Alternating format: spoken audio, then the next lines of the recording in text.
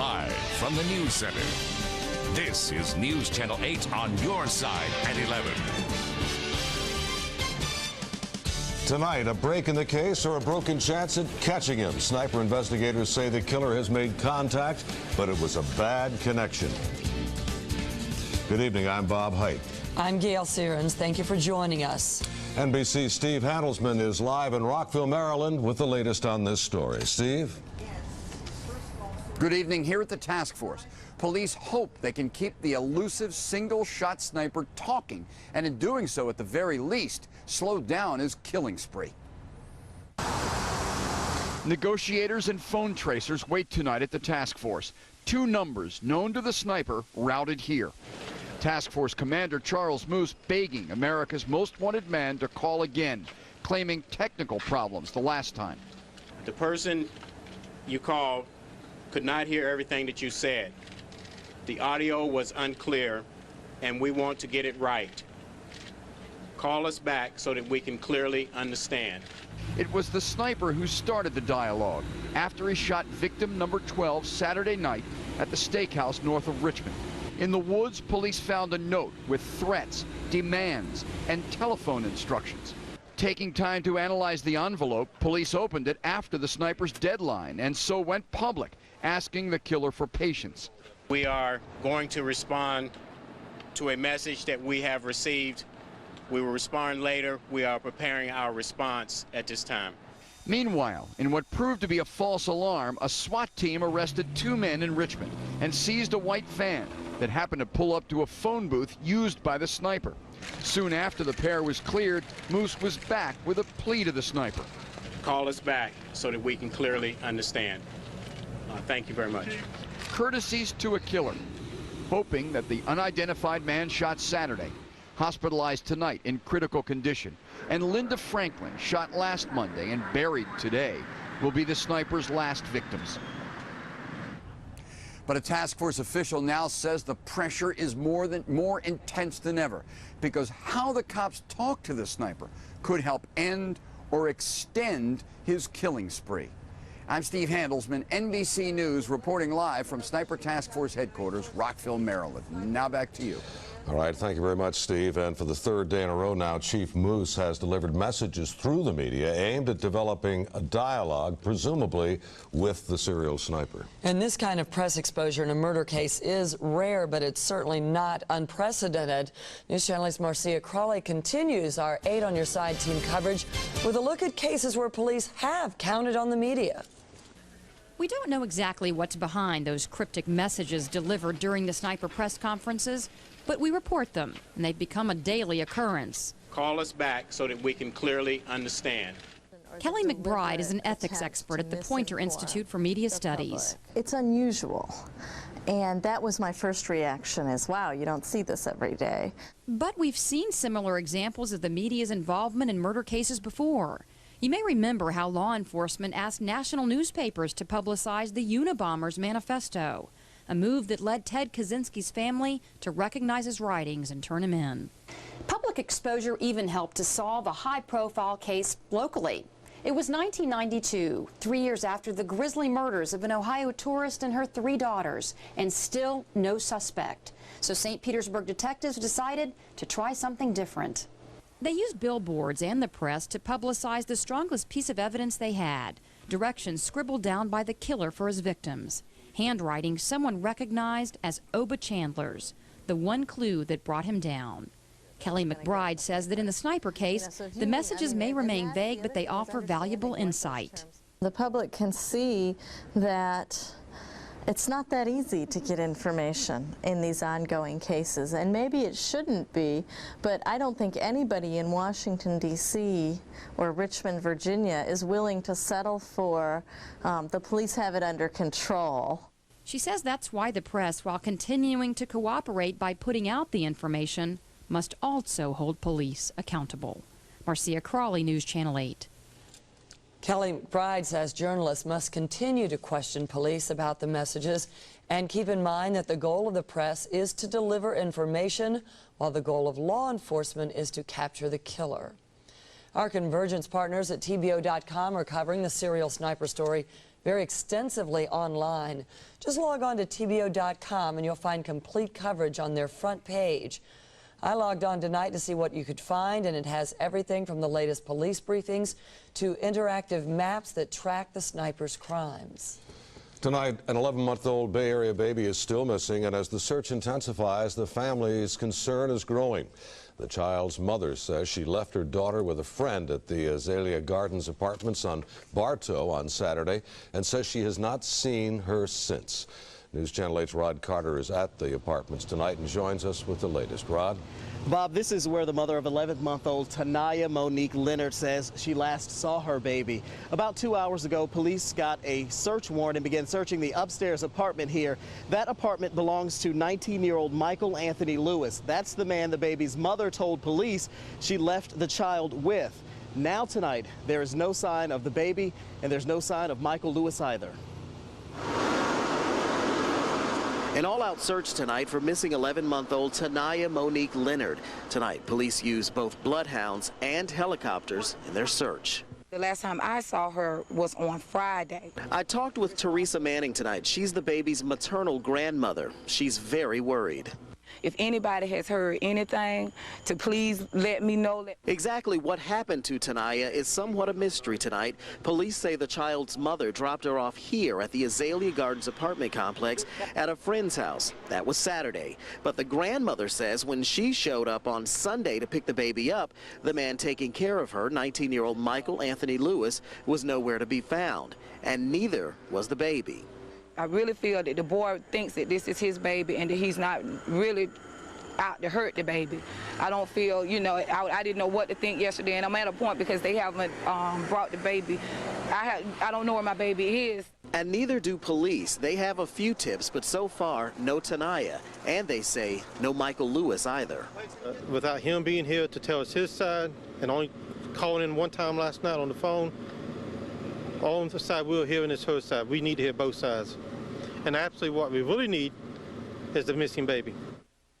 And again, as you heard, Mike Lewis did talk with detectives once or twice over the phone, but they say they really want him to come in and talk to them. So far, they have not planned to charge him with anything. They say they just want to talk to him. Now, I did talk to Mike Lewis's family. Both his mother and his brother say that Mike did not and would not harm the baby. And I asked them where Mike was, and they said they just didn't know right now. Bob? Well, Rod, if the baby was discovered missing on Sunday, why did police wait until today to inform the public? And that's a question I put to the detective in this case, and he told me that they were hopeful when Mike Lewis came in and talked to them on Sunday that everything would be resolved. When he didn't, that's when they decided to issue that Amber Alert today. That's the first time they've ever issued one here in Bartow, so they were hoping it would be resolved. All right, thanks. Rod Carter reporting, and anyone who has any information about this case is asked to please call the Bartow Police Department. Tonight, Pinellas County Sheriff's deputies have a description of a man they say attacked a woman vacationing at a Bay Area resort.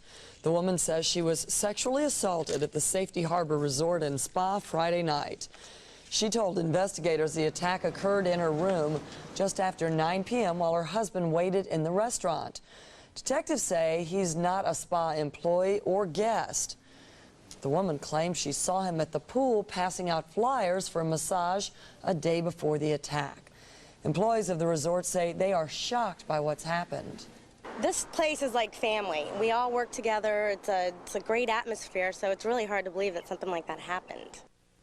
The woman provided enough information for this composite sketch. She describes her attacker as a white male, 6'4", and between 200 and 240 pounds, with straight, dark hair, a beard, a black mole under his left eye, and a scar on his right side of his chin. If you have any information, contact the Pinellas County Sheriff's Office. The mole was under his right eye in that photograph. Will Steve and Marlene Eisenberg receive millions in legal fees? The answer could come as soon as tomorrow. The fight over the fees began this morning in Tampa federal court. Attorneys for the Eisenbergs claim government investigators and prosecutors acted in bad faith in pursuing charges against the couple. A federal grand jury indicted the Eisenbergs on charges of lying about what happened to their daughter Sabrina, now missing nearly 5 years. Prosecutors later dropped the case against the couple due to a lack of evidence. Now the Eisenbergs want legal fees and damages which could top $4 million. A ruling is expected sometime after the hearing ends tomorrow. And tomorrow, closing arguments begin in the Terry Schiavo case. Relatives are fighting over whether the brain-damaged Pinellas County woman should live or die. A heart attack left 38-year-old Terry Schiavo extremely disabled nearly 13 years ago. Her husband wants to disconnect her feeding tube, but her parents want to try therapy.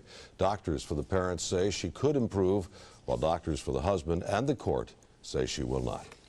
In tonight's 8 on Your Side Voice of the Voter update, Florida's candidates for governor are busy preparing for tomorrow night's third and final debate.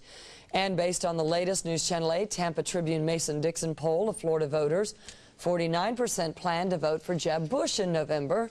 Bill McBride not far behind at 44%. 1% say they will vote for independent candidate Bob Kunst, and 6% are undecided. You can watch the final face-off right here on News Channel 8 tomorrow night. NBC's Tim Russert from Meet the Press will moderate the live debate, and that begins at 7 p.m. Hillsborough County voters can already cast their vote for next month's election. Today was the first day of the county's new early voting program. 2 locations are available: the County Center on Kennedy Boulevard and the Elections Services Building on Falkenberg Road near Brandon. The 2 polling places open at 8 a.m.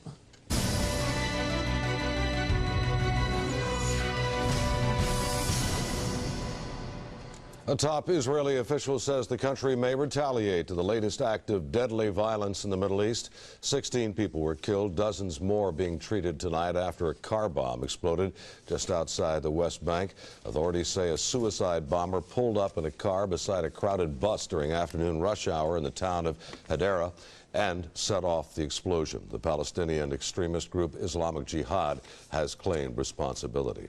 Tonight, members of the UN Security Council are looking at a revised version of a U.S. resolution ordering Saddam Hussein to disarm. The new draft does not threaten military action, but makes it clear that if Saddam refuses to disarm, consequences will follow.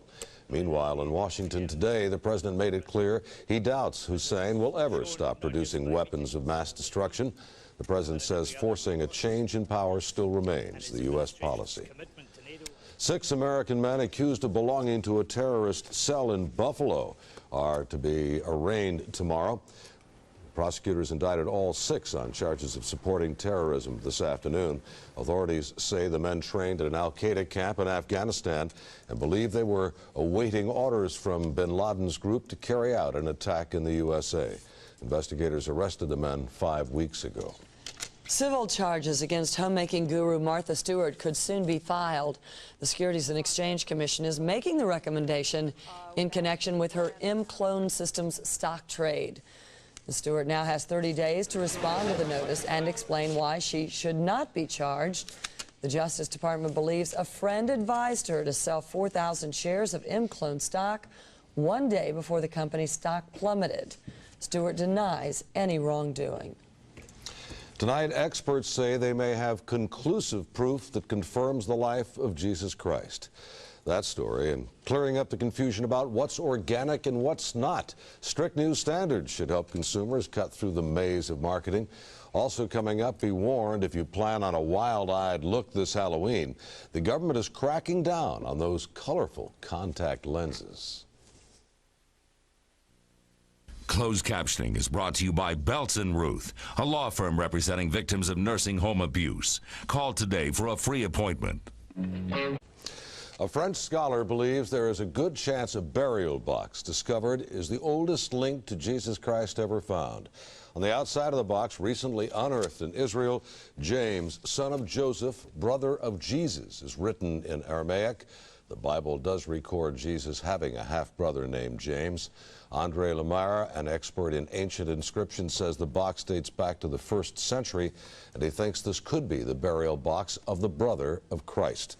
One critic says the link is hard to prove because you can't actually show the name on the box is that of Jesus of Nazareth. With just over 2 weeks until midterm elections, President Bush jumped in on a major issue for our nation's seniors. Today, the president announced a plan to speed up the process it takes for a name-brand drug to have a less expensive generic counterpart. The president wants to limit the number of times a drug company can sue to protect patents on name-brand medication. Bush says the drug companies have abused the system and it's resulted in higher prices. Democrats say the proposal is a political ploy to win over the senior vote. Now an 8 on your side consumer watch.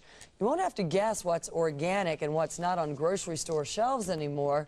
Today, the U.S. Department of Agriculture's new organic food labels started appearing in stores. According to the USDA, if you see 100% organic, it means just that. And for the first time, the USDA has a definition of organic. It's defined as being produced with no synthetics, pesticides, antibiotics, or hormones. You may have seen those scary decorative contact lenses on the market for Halloween, but you might want to think twice before wearing them. The FDA is halting the importation of the lenses because they could cause blindness. According to the FDA, the contacts have caused corneal ulcers, which can lead to vision loss.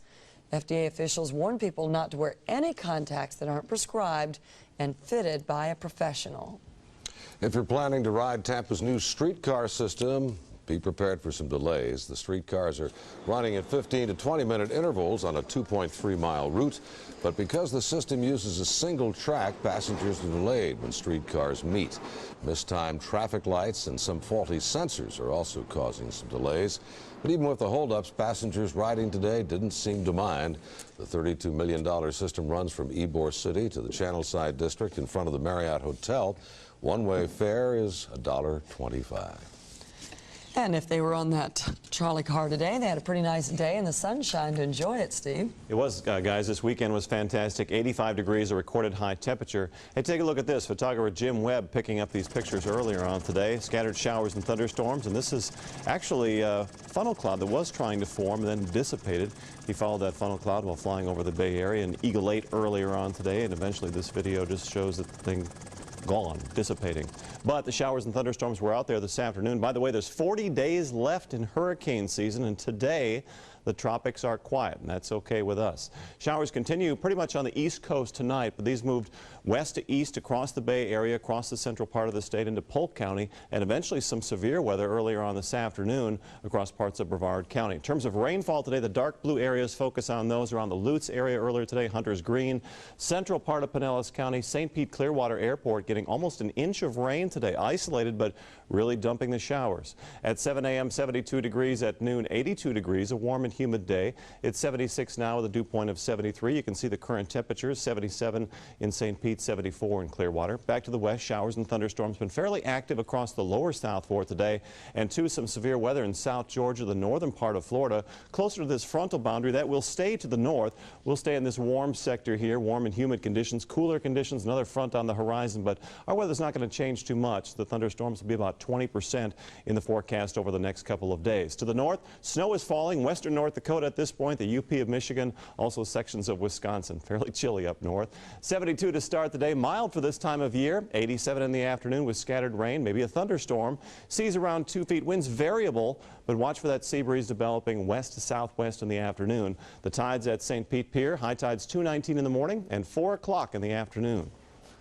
5-day forecast, 20% the next several days, chance of a shower, maybe a thunderstorm. And again, you can see those temperatures stay fairly consistent throughout the week. We don't really get a good push of cool air, kind of a, we call it a zonal flow. It doesn't allow those fronts to come through here. So we'll stay that way. Humidity will be here, of course, and these temps, yes, are above normal. Very good. You were wondering that, yeah. Thank you, Steve. Right. In sports tonight, the Bucks lose their starting quarterback, and the Rays will make an offer to Sweet Lou. J.P. Peterson has that story. And the Lightning lose Vinny but keep their unbeaten streak alive. How about that? Highlights next in sports. The little guy does it again. Well, good times continue to roll on Wall Street. The Dow picked up 215 points to end at 85.38. NASDAQ up 21 to 1309. The S&P up 15 to 899. And JP is up next. What happened in the offseason to this hockey team? I don't know. Maturity. I think what's happened with this hockey team is maturity. They've grown together. They've had some stability. They've added a couple of nice pieces to the puzzle, some veterans. And now the kids have learned to play. And wow, are they playing. And it's fun. The Bolts are off to the best start in team history, but a little bit of bad news today. Vinny Lecavalier will be out 10 to 14 days with a knee strain, and the Bolts trying to keep their unbeaten streak alive tonight against the star-studded, fat payroll, overrated Rangers. Let's go to Madison Square Garden for the highlights. They get it going early on in the first. Watch Ben Clymer from an unbelievable angle as he beats Dan Blackburn. That's a soft goal, and the Bolts are up 1-0. They fall 2-1. Great play here. Hobby Bullen with the outlet to Boyle, and then Marty St. Louis. Hobby Bullen gets an assist on that play. Boyle had 3 assists tonight. St. Louis had a couple of goals. That's his first. And then watch this one right here. Vinny Prospel coming in on net. He's going to stay with it, get his own rebound, and put it in. Bolts go on top 3-2. Here's the beautiful goal of the night, courtesy of Martin St. Louis. The pirouette in front and buries his own rebound. The Bolts win it 4-2. They're now 4-0-1. They visit Columbus on Wednesday. Back home Friday night against the Capitals. The good thing is we have a lot of guys chipping in, you know, and it makes it tough for other teams to key on certain players, and that's the good things we got going right now. It's a good unbeaten streak. Of course, that was Marty St. Louis. All right, suddenly the Rays have found a pot of gold, and they hope Louis Piniella is at the end of the rainbow. Carter Gaddis of the Tampa Tribune broke the story on our 6 o'clock show. The Rays will offer Lou Piniella a multi-year deal worth over $3 million a season, we're told. Owner Vince Namoli and GM Chuck Lamar will meet with Piniella tomorrow, hoping to make the Tampa native their new manager. All right, the World Series getting the lowest TV ratings in history despite Tim Salmon's dramatic 2-run homer to win last night's Game 2. The series, of course, is tied at 1. The ratings are down, though. Game 3 in San Francisco tomorrow night.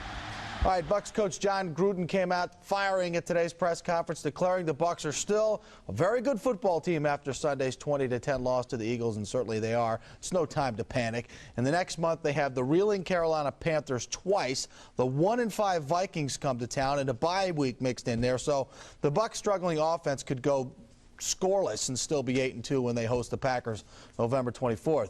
And judging from yesterday's performance, that could happen. The offensive line was manhandled at times. Pass protection not good. The Eagles' defense certainly one of the best, but the Bucs didn't score an offensive touchdown for the 3rd straight year in Philly. Now, Brad Johnson broke his ribs early on in this game. He was ineffective most of the day.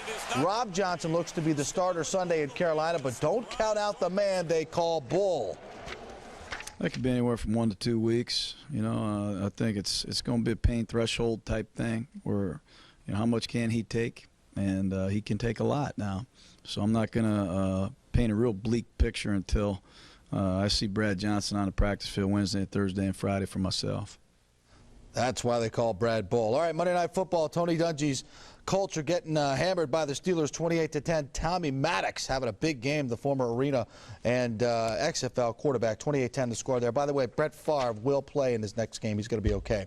And Chris Carter is coming out of retirement to play with the Dolphins. The future Hall of Famer leaves HBO to sign with the depleted Miami Dolphin receiving corps. The co-anchor at HBO, Dan Marino, talked Carter into coming back. And Oklahoma and Miami on top of the new BCS standings. Okay, thank you. Back shortly. Call Karen at Nissan. Tonight's cash 3 numbers 017, play 4, 8497, and fantasy 5, 1, 4, 10, 14, and 26. That's it for this edition of News Channel 8. Thank you for being with us. We hope to see you back here again tomorrow. Good night, everybody.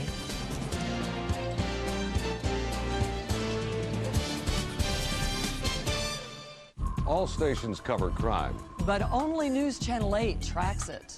8 on Your Side Crime Tracker reports with Keith Cate, covering crime in a way that matters to you. The difference is this. It's not about showing you random crimes. It's about spotting patterns, offering warnings, using current information to show you where crimes might happen next. It could keep you from becoming a victim. Coverage that matters. 8 on Your Side Crime Tracker reports on News Channel 8. On Your Side.